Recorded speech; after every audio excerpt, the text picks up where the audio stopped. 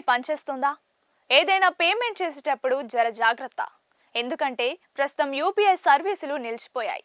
వేలాది మంది యూపీఐ యూజర్లు ఈ సమస్యను ఎదుర్కొంటున్నారు.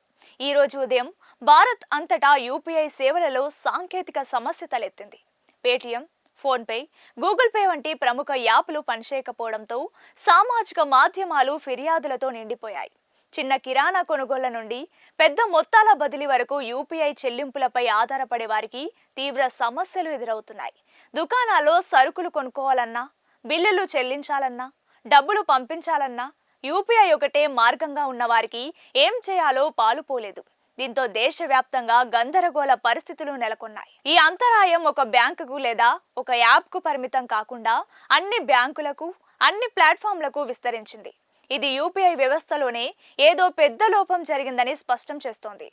యూపీఐ అంటే యూనిఫైడ్ పేమెంట్స్ ఇంటర్ఫేస్. ఇది national payments corporation of India అభివృద్ధి చేసిన తక్షణ చెల్లింపు వ్యవస్థ.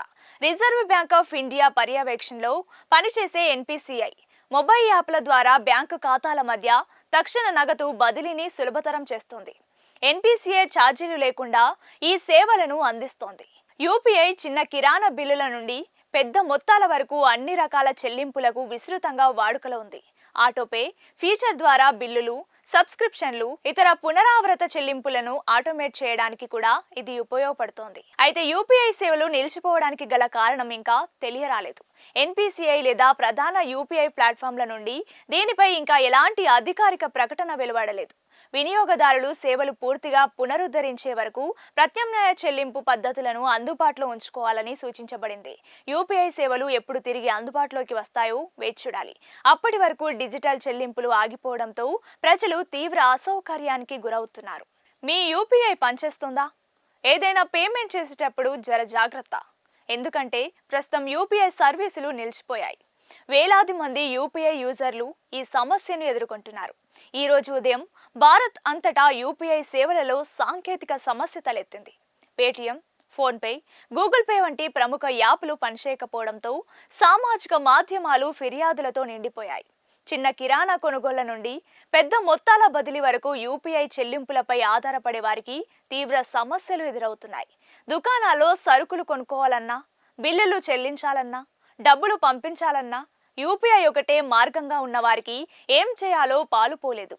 దీంతో దేశవ్యాప్తంగా గందరగోళ పరిస్థితులు నెలకొన్నాయి. ఈ అంతరాయం ఒక బ్యాంకుకు లేదా ఒక యాప్కు పరిమితం కాకుండా అన్ని బ్యాంకులకు, అన్ని ప్లాట్ఫామ్లకు విస్తరించింది. ఇది యూపీఐ వ్యవస్థలోనే ఏదో పెద్ద లోపం జరిగిందని స్పష్టం చేస్తోంది. యూపీఐ అంటే యూనిఫైడ్ పేమెంట్స్ ఇంటర్ఫేస్. ఇది national payments corporation of India అభివృద్ధి చేసిన తక్షణ చెల్లింపు వ్యవస్థ.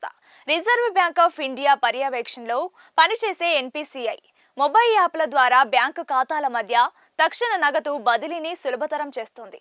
ఎన్పీసీఐ ఛార్జీలు లేకుండా ఈ సేవలను అందిస్తోంది. యూపీఐ చిన్న కిరాణా బిల్లుల నుండి పెద్ద మొత్తాల వరకు అన్ని రకాల చెల్లింపులకు విస్తృతంగా వాడుకలో ఉంది.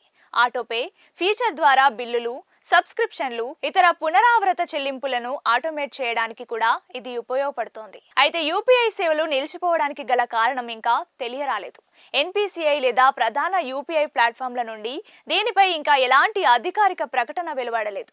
వినియోగదారులు సేవలు పూర్తిగా పునరుద్ధరించే వరకు ప్రత్యామ్నాయ చెల్లింపు పద్ధతులను అందుబాటులో ఉంచుకోవాలని సూచించబడింది. యూపీఐ సేవలు ఎప్పుడు తిరిగి అందుబాటులోకి వస్తాయో వేచి చూడాలి. అప్పటి వరకు డిజిటల్ చెల్లింపులు ఆగిపోవడంతో ప్రజలు తీవ్ర అసౌకర్యానికి గురవుతున్నారు.